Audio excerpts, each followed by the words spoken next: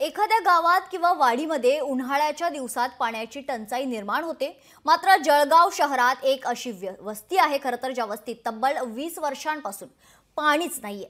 जळगाव शहराला महानगरपालिका असूनही इथल्या लोकांची पाण्यासाठी 20 वर्षांपासून परवड सुरू आहे। पाहूयात।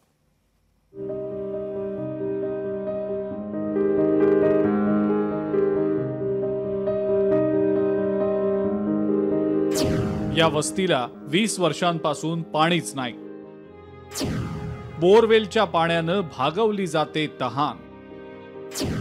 पालिकेची फक्त आश्वासनं, पाण्याचा पत्ता नाही। डोक्यावर हंडा घेऊन या महिलांची पाण्यासाठी वणवण सुरू आहे आणि तीही गेल्या 20 वर्षांपासून। जळगाव शहरातल्या सिद्धार्थनगर परिसरातले नागरिक पाण्याच्या टंचाईनं त्रासात आहेत। उन्हाळ्यातच नाही तर तीनही ऋतूंमध्ये गेल्या 20 वर्षांपासून पिण्याच्या पाण्यासाठी इथल्या नागरिकांना वणवण भटकावं लागतंय। पालिकेचा नियमित कर भरून सुद्धा नागरिकांच्या पदरात केवळ आश्वासनच पडताय आणि म्हणून इथले नागरिक बोरवेलचं पाणी आणून तहान भागवताय। 20 वर्षापासून पाण्याची समस्या आहे।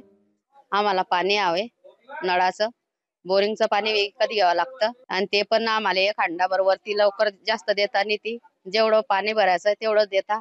लहान बाळ बिमार पडता, आजारी पडता, त्यांना दवाखाना जास्त लागतो।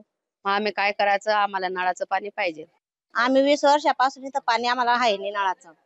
आम्ही बोरिंगचं पाणी पिता। बोरिंगच्या पाण्यात इतकी क्षार आहे का आमच्या बाळांना पोट दुखतं, अपेंडिक्स उमवली आहे आणि आम्ही धुणं भांड्याच्या कामाला जातात। आम्हाला इतका त्रास होतो इथं पाणी भरायला। आम्ही 2-2:30 वाजता 3 वाजता कामातून येता। नळाचं पाणी आलं म्हणजे हंडे घेऊन आम्ही खाली जातात पाण्याला। आम्हाला पाणी सगळं भरू देत नाही। सिद्धार्थनगर मधले रहिवासी हे मोलमजुरी करणारे गोरगरीब नागरिक आहेत। मात्र सतत बोरवेलचं पाणी प्यायल्यामुळे आरोग्याचे त्रासही वाढतायत, दवाखान्याचा खर्च देखील वाढतोय। आम्हाला 20 वर्ष झाले पाणीच नाही आणि पोरायले किडनी मध्ये हे खडे होता, बिमार पडता। आम्ही त्यांच्याकडे पाणी, त्यांचं लोकांचं पाणी झाल्याशी ते लोक आम्हाला पाणी भरू देता नाही। मग आम्ही करा काय? महापालिका क्षेत्रातच हा परिसर असल्यानं या भागातला पाणी पुरवठा हा महापालिकेच्या नगर विकास विभागाकडनं केला जात असतो। त्यामुळे पाणी पुरवठा मंत्री म्हणून याबाबत पालिकेच्या आयुक्तांना आपण सूचना देणार असल्याचं पाणी पुरवठा मंत्री गुलाबराव पाटील म्हणाले। जल जीवन मिशन मध्ये या ठिकाणी अमृतमधून हे पाणी घेतलं जातं। त्यामुळे हे यूडीकडे हा विषय येत असतो, कारण नगर विकासकडे येत असतो। पण तरी सुद्धा पाणी पुरवठा मंत्री म्हणून महापालिकेच्या आयुक्तांना मी सूचना देईन। गेल्या 20 वर्षात विधानसभेच्या, लोकसभेच्या आणि पालिकेच्याही अनेक निवडणुका झाल्या। या सगळ्या निवडणुकांमध्ये राजकीय नेत्यांनी पाणी देण्याचं आश्वासनही दिलं, मात्र मत मिळाल्यावर ते इकडे फिरकले नाही।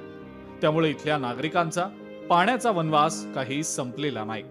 त्यामुळे तातडीनं पाणी पुरवठ्याची सोय करावी अशी मागणी इथले नागरिक करतायत। सुमित देशमुख, लोकशाही मराठी, जळगाव।